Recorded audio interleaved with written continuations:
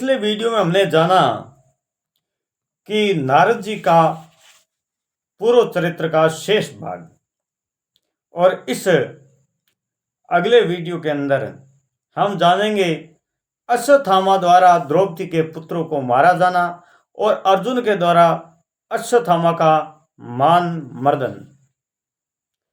श्री शौनक जी महाराज कहते हैं, सूत जी, सर्वज्ञ एवं सर्वशक्तिमान व्यास भगवान नारद के अभिप्राय सुन लिया। फिर उसके चले जाने पर उन्होंने क्या किया? श्री सूत जी ने कहा, ब्रह्मवादी सरस्वती के पश्चिमी तट पर संन्याप्राश नाम का एक आश्रम है। वहां ऋषियों के यज्ञ चलते रहते हैं और वहीं व्यास जी ने अपना आश्रम बनाया। उसके चारों ओर बेर यानी बोर का बोल्टी का वृक्ष है। उस आश्रम में बैठकर उन्होंने आचमन किया और स्वयं अपने मन को सम्मानित किया। उन्होंने भक्ति योग के द्वारा अपने मन को पूर्णतः एकाग्र और निर्मल करके आदि पुरुष परमात्मा और उनके आश्रय में रहने वाली माया को नारद जी ने, व्यास जी ने देखा। इस माया से मोहित होकर ये जीवों और तीनों गुणों के अस्तित्व होने पर भी अपने को त्रिगुणात्मक मान लेता है और इस मान्यता के कारण होने वाले अनर्थ को भोगता है। इस अनर्थ में शांति के साक्षात साधन है केवल भगवान का भक्ति योग, परंतु संसार के लोग इस बात को नहीं जानते। परंतु यही समझकर उन्होंने इस परमहंसों की संगीता से श्रीमद् भागवत की रचना की और इसके क्षण मात्र से ही पुरुषोत्तम भगवान श्री कृष्ण प्रति परम प्रेममयी भक्ति हो जाती है और जिसके जीव के शोक मोह भय सब नष्ट हो जाते हैं। उन्होंने इस भागवत संहिता का निर्माण और पुनरावृत्ति करके इसे अपने निवृत्ति प्राण पुत्र सुखदेव को पढ़ाया।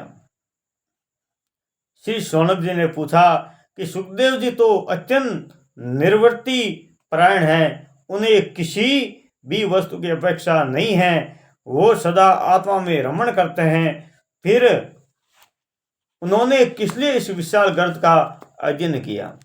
श्री सूत जी महाराज कहते हैं, जो लोग ज्ञानी हैं, जिसकी अविद्या की गांठ खुल गई है और जो सदा आत्मा में ही रमण करते हैं, वह भी भगवान की हेतु रहित भक्ति किया करते हैं, क्योंकि भगवान के गुण ऐसे मधुर है जो सबको अपनी ओर खींच लेते हैं। फिर सुखदेव जी तो भगवान के भक्तों के अत्यंत प्रिय और स्वयं भगवान वेद व्यास के पुत्र हैं।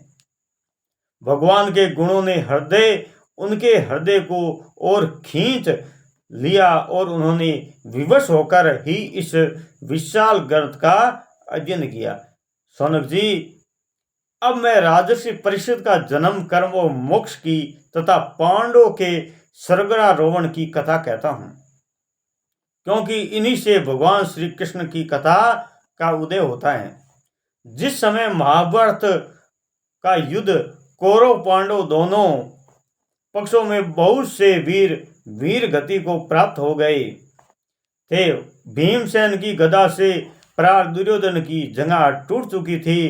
तब अश्वत्थामा ने अपने स्वामी दुर्योधन को प्रिय कार्य समझकर द्रौपदी के सोते हुए पुत्र का सिर काटकर उन्हें भेंट किए।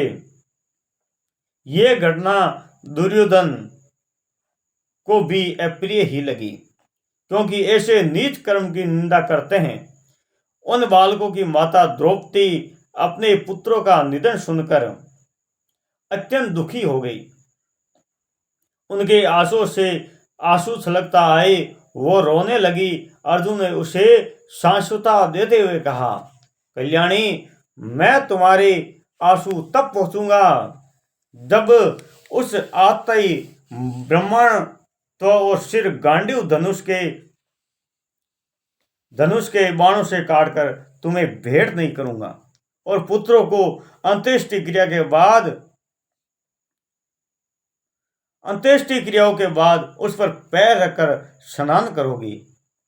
अर्जुन ने इस मिठी और विचित्र बातों से द्रौपदी को सांत्वना दी और अपने मित्र भगवान श्री कृष्ण की सलाह से उन्हें सारथी बनाकर कवच धारण कर और अपने भगवान भयानक गांडीव धनुष को लेकर वो रथ पर सवार हुए तथा गुरुपुत्र अश्वत्थामा के पीछे दौड़ पड़े।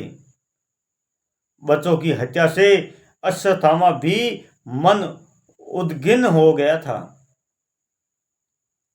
जब उसने दूर से देखा कि अर्जुन मेरी ओर झपटे आ रहे हैं, तब वह अपने प्राणों की रक्षा के लिए पृथ्वी पर जहां तक भाग सकता था रुद्र से भयभीत सूर्य की भांति भागता रहा।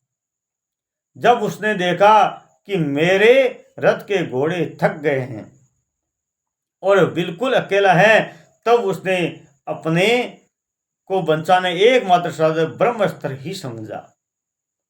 यद्यपि इसे ब्रह्मास्त्र का लौटाने की विधि मालूम न थी, फिर भी प्राण संकट में देखकर उसे आत्मन किया और ध्यानस्थ होकर ब्रह्मास्त्र का संधान किया। उस अस्त्र से सब दिशाओं में एक बड़ा प्रचंड तेज फैल गया। अर्जुन ने देखा कि मेरे प्राणों पर ही आग बनी है। तब उन्होंने कृष्ण से प्रार्थना की। अर्जुन ने कहा, हे कृष्ण, हे सच्चिदानंद स्वरूप परमात्मा हो, तुम्हारी शक्ति अनंत है, तुम ही भक्तों के अभय देने वाले हो। जो संसार की धधकती हुई आग को जला रहे हैं, उन जीवों को उससे उबारने वाले एकमात्र तुम ही हो। तुम प्रकृति से परे रहने वाले आदि पुरुष साक्षात परमेश्वर हो। उसकी चित शक्ति, स्वरूप शक्ति, बहिरंग और त्रिगुणमयी माया से दूर भगाकर अपने अद्वितीय स्वरूप में स्थित हो। वही तुम अपने प्रभाव से माया मोह जीवों के लिए धर्मादि रूप कल्याण का विधान करते हैं।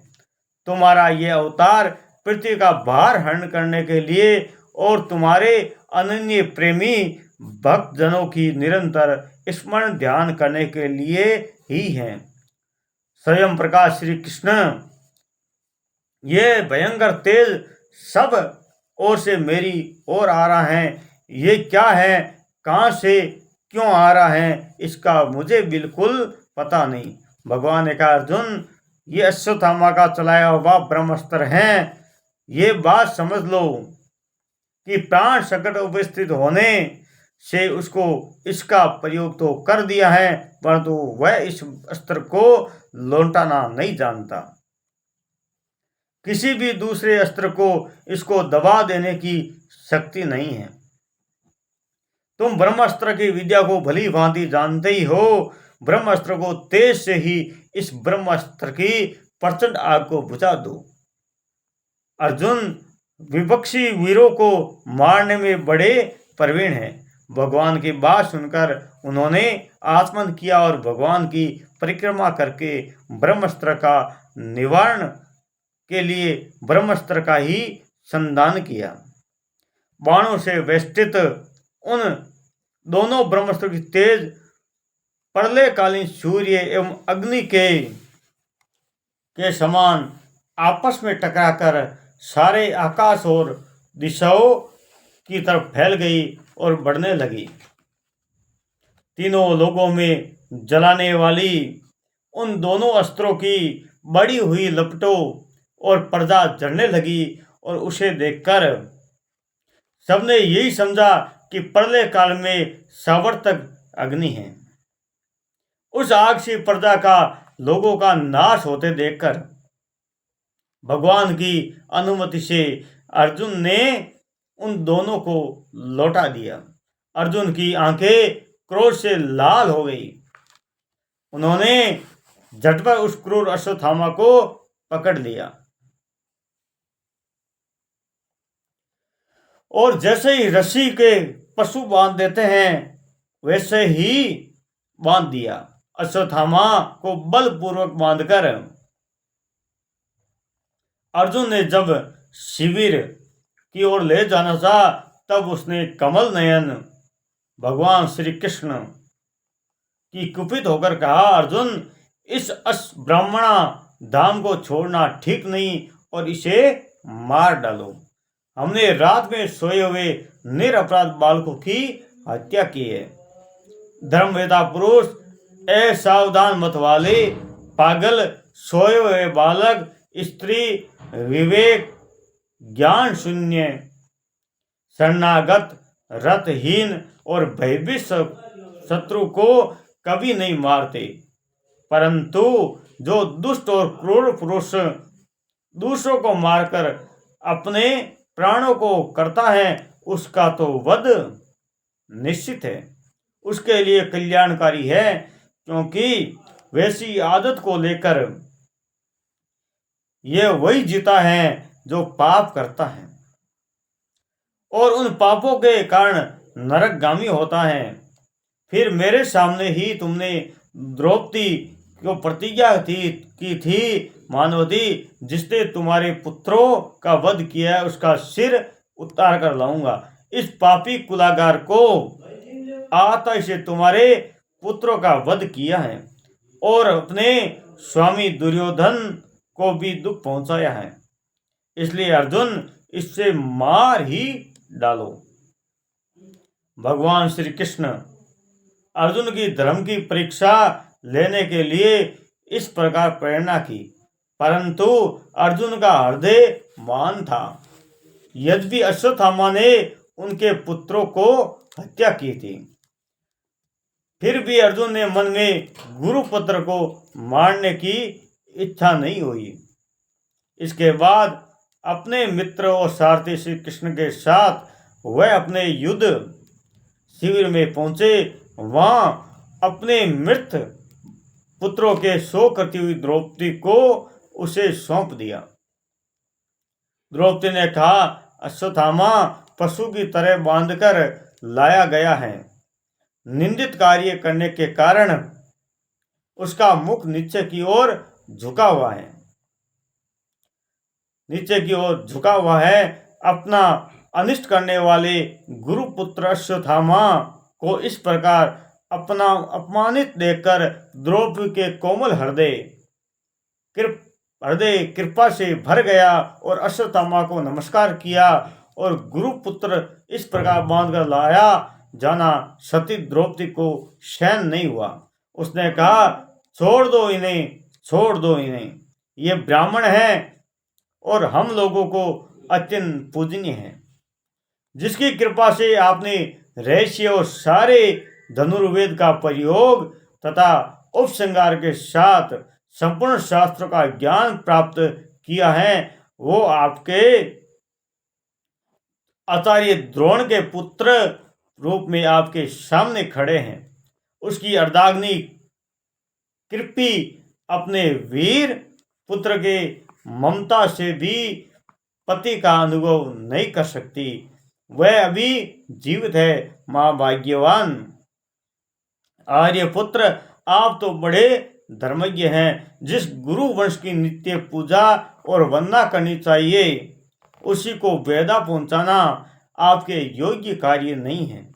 जैसे अपने बच्चों को मर जाने से मैं दुखी होकर रो रही हूं और मेरी आंखों से बार बार आंसू निकल रहे हैं, वैसे इसकी माता गोमती न रोए। जो उत्कल राजा के गौतमी ने न रोए और जो उत्कल राजा कृतकृत्यों से ब्राह्मण कुल से कुपित कर रहे हैं, ये कुपित ब्राह्मण कुल उन राजाओं के सपरिवार शोकाग्नि में डालकर शीघ्र ही भस्म कर देता है। सूत जी कहते हैं, सौनकादि ऋषियों, द्रौपदी की बात धर्म और न्याय के अनुकूल थी।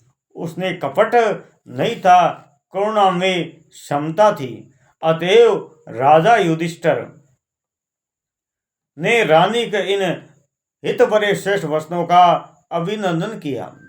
राजा ने नकुल, सहदेव, सात्यकी, अर्जुन, स्वयं भगवान श्री कृष्ण और वहां पर उपस्थित नरनायक द्रौपदी की बात का समर्थन किया।